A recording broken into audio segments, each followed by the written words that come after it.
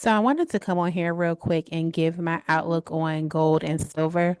I was recently talking to one of my friends, Mike, about wanting to find a position on gold where I was able to swing it. I'm typically a day trader. Some would say a scalper. I don't consider myself a scalper because I was like a 5 to 15 minute type of girl using those charts. And scalpers be like using the seconds chart, the minute chart, and in and out.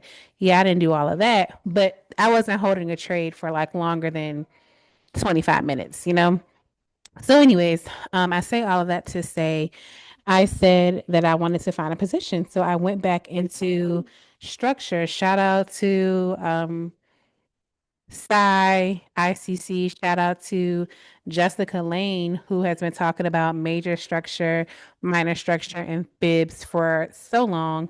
And so I went back to the core of my Forex trading and I was looking at gold and I said, okay, we have this beautiful major structure here that broke around Christmas, like right before Christmas, Monday the 22nd. And when it broke, it went beautifully to the negative 27 fib and dropped. It created a cute little double top and it dropped for days all the way back into the 23.6, which is known for consolidation. If you use fibs, you know that this area right here is a consolidation. So that's so cool to me. Like I'll never just stop being in awe of the magic of fibs. So of course we broke back up, bounced right back here to this major. People don't hate to say support and resistance support. Yeah, it bounced right back here to this support. And today it broke out. And then of course, if you are a person who uses like trend lines or triangles, you would have had this drawn and you would have been like, okay, this is creating, what is this, the asymmetrical triangle?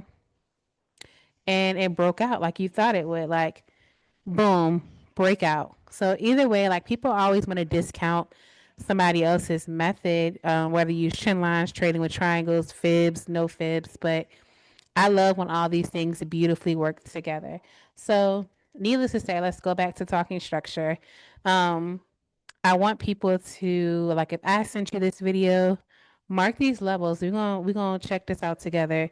I see now gold is going to hit these levels, and I'm new to the swinging part, but I'm gonna say watch out for these this week. It may take days. Um, that's something I'm still working on, but needless to say, mark these levels on your chart because you may see some major action at these levels. So, boom, take a screenshot, be prepared to look. But I also don't want to neglect minor structure. So, inside of this, you now have another high and a low.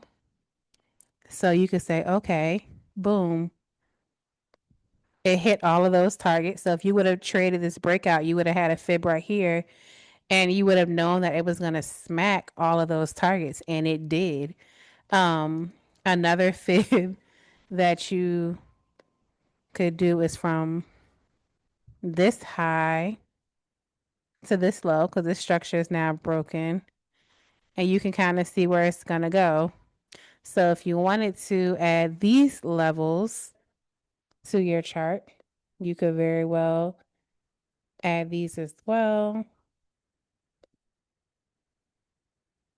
This is so close. I'm not going to add that. But needless to say, kind of see where it's going to pull back. Yeah, that looks nice. I'm going to look to see where it's going to pull back because I'm going to take a trade. No, that's too close. That's kind of pointless. But this is a big gap, so I will leave these levels in between. So, needless to say, zoom on out and look to see some action on gold around these levels. And if you're struggling with like your day trading, Trade with the structure. Like if you know that it's going up, only take buys. Like don't trade against the trend trying to catch, moves every which way. Because we all know, and we've heard these things before, how that goes. But that's my outlook on gold. And I especially like when minor structure and major structure levels are like similar. This is so pretty. So I'm going to find a swing so that I can take gold all the way up and hold it for a few days and take it up to this level. But needless to say, it's going up. Now, as for silver, oops, I don't want to use that chart. Do I have a blank silver chart? That's not it. Hmm. Guess I'm gonna have to hmm, use this, but I already had this charted. But same thing with silver. Um, we had this major structure here,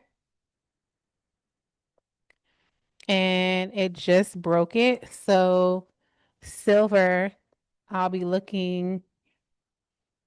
Hold on.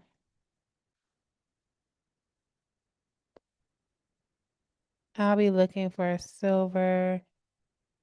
And don't talk about the way I draw my fibs. I do it in the way that works for me. Some people be like, oh, your zero is supposed to be on the top, your whatever.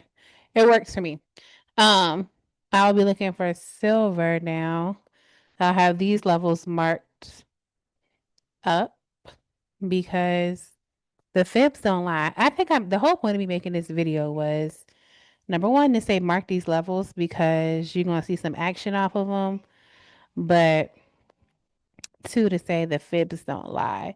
So all in all, I would love to see silver come back into this consolidation zone. It's either going to do a couple of things for me.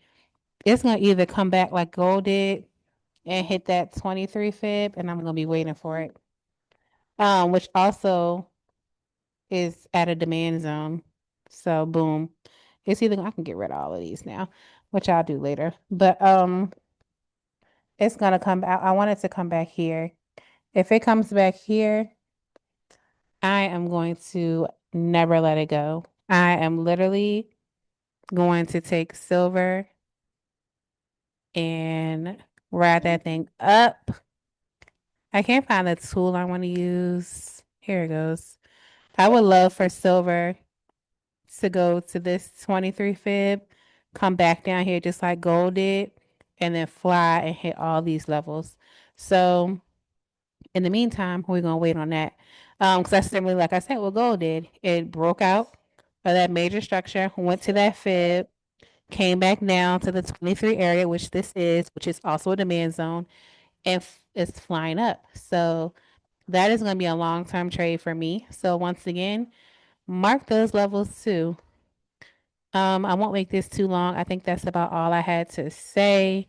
Those are the gold levels. Um, but happy trading. I hope trading is going well for you guys, and I'll talk soon.